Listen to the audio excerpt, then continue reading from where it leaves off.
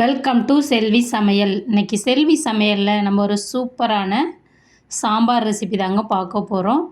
இட்லி, தோசை, பூரி எல்லாத்துக்குமே சூப்பராக இருக்குங்க. பக்காவாக இருக்கும். நீங்கள் எப்போவுமே ஒரே மாதிரி சாம்பார் வச்சு சாப்பிட்றதுக்கு இந்த மாதிரி சாம்பார்னு சொல்லலாம், இதை குழம்புன்னு சொல்லலாங்க. அந்த அளவுக்கு சூப்பராக இருக்குங்க டிஃபன் ஐட்டம் எல்லாத்துக்குமே. அது என்னன்னு பார்த்தீங்கன்னா பொட்டுக்கடலை சாம்பார், பொட்டுக்கடலை குழம்புன்னு சொல்லலாங்க. வித்தியாசமான சுவையில் நம்ம எப்பொழுதும் சாம்பார் வைக்கிற மாதிரி இல்லாத செம்மையாக இருக்கும். வாங்க இப்போ நம்ம பொட்டுக்கடலை குழம்பு செய்ய என்னென்ன பொருட்கள் தேவைன்னு பார்ப்போம். நான் இன்றைக்கி 2 பெரிய வெங்காயத்தை நல்லா நீல வாக்கில் ஸ்லைஸாக கட் பண்ணி வச்சுருக்கேங்க. Medium size வெங்காயங்க. 3 தக்காளி நல்லா நீல வாக்கில் கட் பண்ணி வச்சுருக்கேன். கருவேப்பிலை இலைகள் 5லேருந்து 6 பச்சை மிளகாவை கீரல் போட்டு வச்சுருக்கேங்க. கடுகு வந்து ஒரு 1/4 டீஸ்பூன், மஞ்சள் தூள் ஒரு 1/4 teaspoon, 1/2 teaspoon garam masala, 1 teaspoon கொத்தமல்லி தூள், 1 டீஸ்பூன் மிளகாய்த்தூள், 1/2 கப் பொட்டுக்கடலை, கொத்தமல்லி இலைகள் தேவையான அளவுங்க. வாங்க இப்போ நம்ம முதல்ல பொட்டுக்கடலையை வந்து பவுட்ரு பண்ணோம். அதுக்கு ஒரு மிக்ஸி எடுத்து அந்த மிக்ஸியில் நம்ம டேபிள் ஸ்பூனால் அறந்து போட்டுக்கலாங்க. நான் ஒரு 5 டேபிள் ஸ்பூன் போட்டிருக்கேங்க. இது 1/2 கப் அளவுக்கு வருங்க. இதை நல்லா நம்ம நைஸாக பவுட்ரு பண்ணி எடுத்துக்கலாங்க. இப்போ பாருங்கள், பொட்டுக்கடலை நல்லா நைஸாக பவுட்ரு பண்ணி எடுத்தாச்சு. இதான் நமக்கு மெயின் இன்க்ரீடியன்ட் இன்றைக்கி சாம்பார் செய்கிறதுக்கு. வாங்க இப்போ நம்ம பொட்டுக்கடலை சாம்பார் அல்லது குழம்பு எப்படி வைக்கிறதுன்னு பார்ப்போம். அதுக்கு முதல்ல அடுப்பு ஆன் பண்ணிவிட்டு ஒரு வானல் வச்சுக்கிங்க. வானலில் 2 டேபிள் ஸ்பூன் எண்ணெய் ஆட் பண்ணிவிட்டு எண்ணெய் சூடான பிறகு நம்ம வச்சுருக்க கடுகு ஆட் பண்ணி நல்லா பொரிய விடணுங்க. இந்த மாதிரி கடுகு நல்லா பொரிஞ்சு நிறுத்தின பிறகு கருவேப்பிலை இலைகள் ஆட் பண்ணிக்கிங்க. அது கூட நீல வாக்கில் கட் பண்ணி வச்சுருக்கிற பெரிய வெங்காயம் 2 ஆட் பண்ணிக்கலாங்க. ஆட் பண்ணிவிட்டு வெங்காயத்தை வந்து நம்ம ரொம்ப ப்ரௌன் கலராக வதக்கணும்னு அவசியம் இல்லைங்க. கண்ணாடி பதம்னு சொல்லுவோம் பார்த்தீங்களா, அந்த பதம் வரையும் வதங்கினா போதுங்க. வெங்காயத்தில் இருக்க ஈரத்தன்மை போனால் போதும். நீங்கள் அதை வதங்கிட்டு இருக்கப்பயே டப்பு டப்புன்னு சவுண்டு வருங்க ஈரத்தன்மை. அந்த ஈரத்தன்மை நின்னாலே போதும். இப்போ பாருங்கள், நமக்கு வெங்காயம் நல்லா கண்ணாடி பதம் வரைக்கும் வதங்கி நமக்கு ரெடியாக இருக்குது பாருங்கள். இந்த ஸ்டேஜில் நம்ம என்ன பண்ணுறோன்னா, காரத்துக்காக 5லேருந்து 6 பச்சை மிளகாய் கீறி வச்சுருக்கோம் பார்த்தீங்களா, அந்த பச்சை மிளகாவை ஆட் பண்ணிக்கிங்க. ஆட் பண்ணிவிட்டு ஒரு நிமிஷம் நல்லா வதக்கிக்கிங்க. வெங்காயத்தை கூட சேர்ந்து பச்சை மிளகாய் நல்லா வதங்கட்டுங்க. இதுக்கு நம்ம எந்த ஒரு பருப்போ எதுவுமே சேர்க்க போகிறது இல்லைங்க. உருளைக்கிழங்கு எந்த காய்கறியுமே இல்லைங்க. அவசரத்துக்கு நம்ம கண்டிப்பாக இந்த சாம்பார் வந்து வச்சா செம்மையாக இருக்குங்க. ஆனால் சேம் இதோட டேஸ்ட்டாக பார்த்தீங்கன்னா குருமா மாதிரியே இருக்கும். ஆனால் குருமா இல்லைங்க. இப்போ பச்சை மிளகாய் நல்லா வதங்கிடுச்சு. வதங்கின பிறகு நம்ம கட் பண்ணி வச்சுருக்க தக்காளி ஆட் பண்ணிக்கலாங்க. அது கூட எடுத்து வச்சுருக்கிற மஞ்சத்தூள், உப்பு கொஞ்சம் ஆட் பண்ணிக்கலாம். சுவைக்கேற்ப கொஞ்சமாக உப்பு ஆட் பண்ணிக்கிங்க. உங்களுக்கு அப்புறம் உப்பு பத்தாட்டி நீங்கள் திரும்ப கூட ஆட் பண்ணிக்கலாங்க. தக்காளி வதங்குறதுக்காக தான் உப்பு மஞ்சத்தூள் சேர்த்தேன். இப்போ பாருங்கள், தக்காளி நல்லா நைஸாக வதங்கி வரணுங்க. ஒரு 2 நிமிஷம் ஆகும். நல்லா மிக்ஸ் பண்ணி விட்டே இருங்க. இந்த மாதிரி இந்த சாம்பார் சாப்பிட்டிங்கன்னா நீங்கள் இட்லி 1, 2 சாப்பிட்றவங்களாம் 4, 5 இட்லி சாப்பிடுவாங்கங்க. தொட்டு சாப்பிட மாட்டாங்கங்க.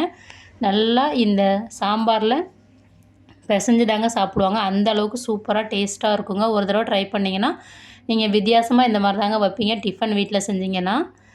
இப்போ இது நல்லா வதங்கிடுச்சிங்க. தக்காளி நல்லா நைஸாக வதங்கின பிறகு கரம் மசாலா, கொத்தமல்லி தூள், மிளகாய் தூள் எல்லாமே ஆட் பண்ணிக்கலாம். உங்கள்கிட்ட சாம்பார் பவுடர் இருந்தாலும் நீங்கள் அதை ஆட் பண்ணிக்கிங்க. என்கிட்ட சாம்பார் பொடி இல்லை, அதனால் நான் மிளகாய் தூளும் கொத்தமல்லி தூளும் தனித்தனியாக ஆட் பண்ணியிருக்கேன்.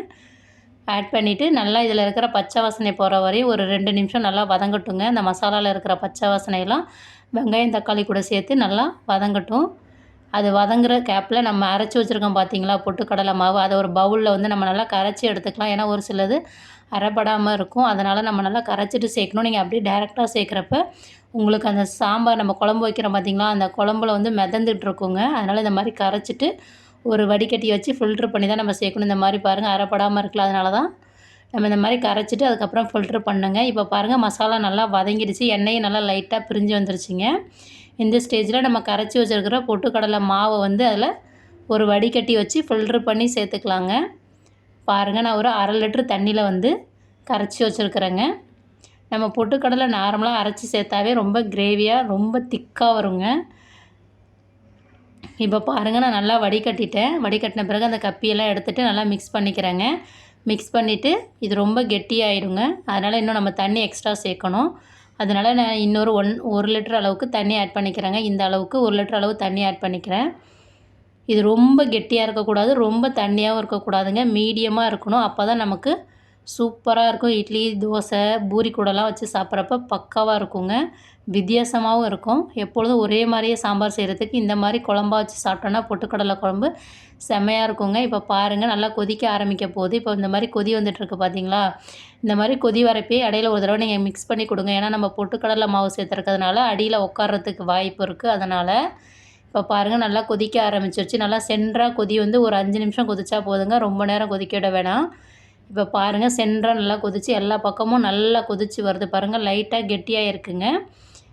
இந்த ஸ்டேஜ் கரெக்டான பக்குவங்க. இப்போ நம்ம நறுக்கி வச்சுருக்க கொத்தமல்லி இலைகளை ஆட் பண்ணிக்கலாங்க. ஆட் பண்ணிவிட்டு மிக்ஸ் பண்ணிவிட்டு நம்ம அடுப்பை வந்து ஆஃப் பண்ணிக்கலாம். ஆஃப் பண்ணிவிட்டு ஒரு 10 நிமிஷம் கழிச்சு பார்த்திங்கன்னா இன்னும் கொஞ்சம் நல்லா கெட்டியாக இருக்குங்க.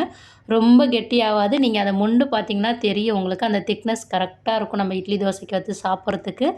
பூரிக்கும் அட்டகாசமாக இருக்குங்க. இப்போ பாருங்கள் நமக்கு சூப்பரான சுவையான பொட்டுக்கடலை குழம்பு இல்லைன்னா பொட்டுக்கடலை சாம்பார் வந்து தயாராகிடுச்சிங்க.